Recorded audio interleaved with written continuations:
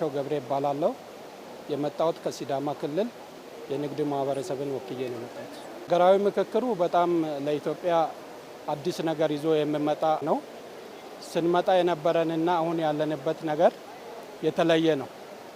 አካታችነቱን በተመለከተ ከታች ጀምሮ ሁሉንም ያለውን ማህበረሰብ ያካተተ ነው። ስለዚህ አካታችነቱ በጣም ደስ የሚል እና በጣም ግሩም ነው ማለት ይቻላል። ሀሳብ ሳይገደብ ነው እየተንሸራሸረ ያለው። ሀሳብ የተነሳው ከ10 ቡድን ሆኖ ተደራጀ። አደረጃጀቱ ራሱ ሀሳብን በነፃነት በሚገለጽበት መንገድ ነው የተደራጀው።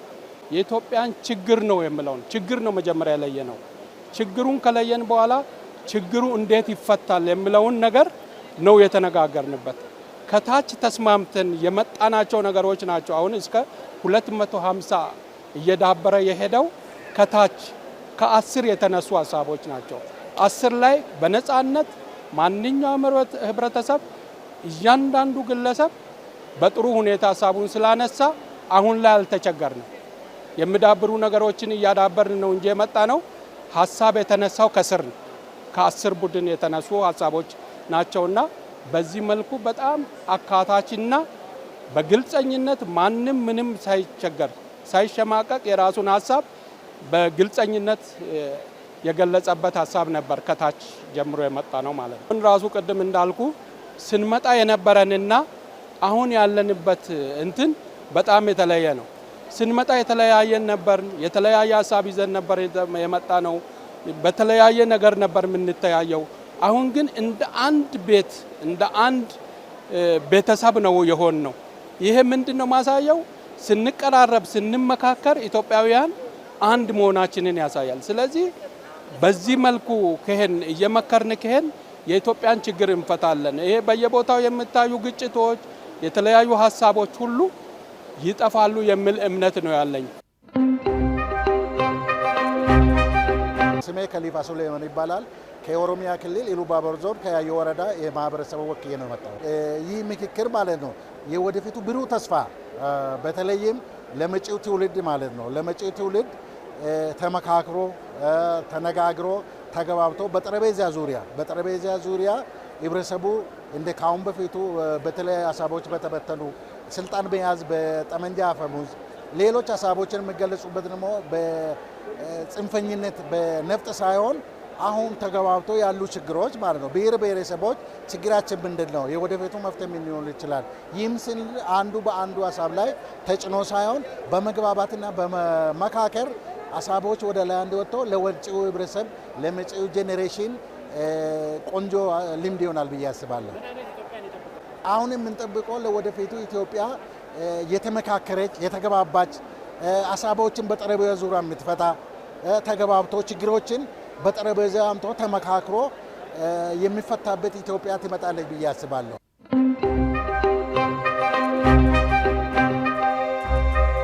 ደቡብ ክልል ነው ጋሞ ዞን አርባ ምንጭ ነው ዞናችን። ሰላምበር ከተማ አስተዳደር ከዛ መጥቻለሁ። አለምነሽ ፋንቱ ጌታውን አገራው ምክክር በጣም ጥሩና የሚያስማማ ነገር ነው። በጣም ጥሩ ነው።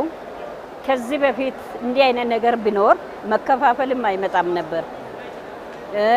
የራስ የሚባል ነገር አጥፍተን የጋራ የሚባል ነገር እንፈጥር ነበረ። ስለዚህ ሀገራዊ ምክክር እንደኔ ሀሳብ ቢቀጥልና በየጊዜው እንዲህ አይነት ምክክር ብናደርግ ከአሁኑ በኋላ ልዩነትም አይፈጥርም፣ መከፋፈልም አይመጣም። አንድነትን ከአሁኑ በኋላ አንድነት እንደምኖረን ሰው ተስማምቶ ኢትዮጵያ አንድ ሆና እንድትቀጥልና ብሔር ብሔረሰቦቿ ተከብረው እንደሚኖሩ ተስፋ እናደርጋለን። ኢትዮጵያ እንግዲህ ልዩነት የሌላት ችግር ጦርነት የሌላት ሰላማዊ የሆነች ኢትዮጵያን ነው የምንጠብቀው።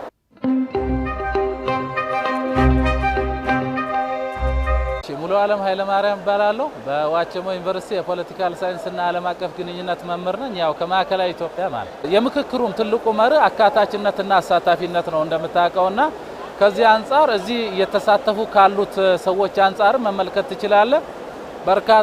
ከመላው ሀገሪቱ የመጡ ሰዎች ከየትኛውም የማህበረሰብ ክፍል የመጡ ሰዎች ምሁራንም ጭምር የነቃ ተሳትፎ እያደረጉበት የመጡበት ነው ማለት ይቻላል። ስለዚህ ከአራቱም የሀገሪቱ ኮርነር የመጡ ሰዎች አሉ። ከአካታችነት አንፃር በዚህ መልኩ ማየት ያስፈልጋል። ሁለተኛው አካታችነት የሚለካው በሀሳብ ስለሆነ የሀሳብ አካታችነትም በደንብ ኢንተርቴን የተደረገበት ነው ማለት ይቻላል። አሳታፊነትንም ካየው ከሜቶዶሎጂው ተነስተ 10 ላይ 50 ላይ 250 500 አሁን ደግሞ ወደ 4000 እየሄድን ስለሆነ 10 ላይ እያንዳንዱ ሰው መናገሩ መሳተፉ በተረጋገጠ መልኩ ተሳትፏል አልተሳተፈውም የሚለውን ካረጋገጥን በኋላ ነው ወደ 50 የመጣ ነው። 50ም ላይ ከመጣን በኋላ ሁሉም ሰው የየራሱን ሐሳብ በደንብ የሚገልጽበት ስርዓት ተፈጥሯል ብዬ ነው ማስበው። ከዛ ደግሞ ያው በመርህ ደረጃ አንድ ሰው ብቻ ዶሚኔት ማድረግ የለበትም፣ የሆነ ግሩፕ ዶሚኔት ማድረግ የለበትም።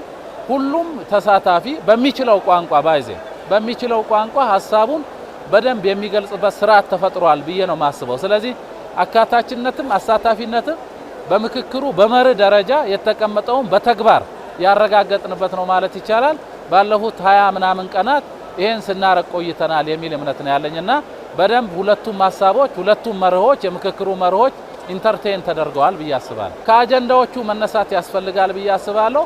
የምክክር ኮሚሽኑም ገና ሲዋቀር እጅግ መሰረታዊ በሆኑ ሀገራዊ ጉዳዮች ላይ የጋራ መግባባት ለመፍጠር ነው በአዋጅ የተቋቋመው እንደምታውቀውና ከዚህ ፐርስፔክቲቭ አንፃር ስታየው ለሀገረ መንግስት ግንባታው በተለይ ወደፊት የምንፈልጋትን ኢትዮጵያ ሀገር ለመገንባት ካለው ፐርስፔክቲቭ አንፃር ስትመለከተው አጀንዳዎቹ ማየት ያስፈልጋል። የተነሱ አጀንዳዎች እጅግ መሰረታዊ ናቸው።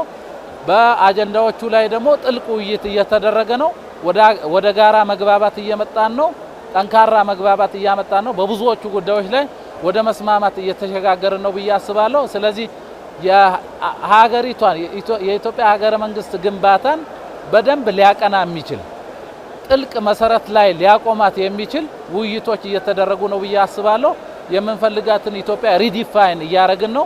ከሃይማኖት አንፃር ማየት ትችላለ፣ ከምልክቶቹ አንፃር ትችላለ፣ ከታሪኮቻችን አንፃር ማየት ይቻላል፣ ከብዝሃነት አንፃር ማየት ይቻላል፣ ከሌሎቹም ፐርስፔክቲቮች ማየት ትችላለና ትልልቅ የሀገረ መንግስቱን ግንባታ እያነቃነቁ የነበሩ ነገሮችን መልሰን በጠንካራ መሰረት ላይ ለመገንባት ብዙ ርቀት እየሄድን ነው ብዬ ነው ማስበው። እንዳየው ሁሉም የሀገሪቱ አካባቢዎች የመጡ ህዝቦች እየተሳተፉ ነው።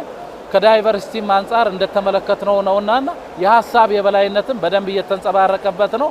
ሁሉም ሰው ወደ ጋራ መግባባት በተለይ በሰጥቶ መቀበል መርህ ወደ ጋራ መግባባት እየመጣን ነው ብዬ አስባለሁ። የሁሉንም ማህበረሰብ የምትወክል የሁሉም ፍላጎቶች የተካተቱባት ሁሉም ሰው ሀገሬ ናት ቤቴ ናት ከዚህ በፊት የነበረው ችግር በቃ እቺ ሀገሬ አይደለችም ቤቴ አይደለችም የሚል ኮንሰርን የነበራቸው ሰዎች በሙሉ ሀገሬ ናት ቤቴ ናት የሚሏትን ኢትዮጵያ ለመገንባት ብዙ ኮንትሪቢዩት እያደረግን ነው ብዬ ነው ማስበውና ምን አይነት ኢትዮጵያ የሚለው ለሁሉም ምትመች የሁሉም ብሔር ብሔረሰብ የሁሉም ፍላጎቶች የተካተቱባት አኮሞዴት የተደረገባት ሀገርን ጠብቃለሁ ከዚህ ምክክር በኋላ ማለት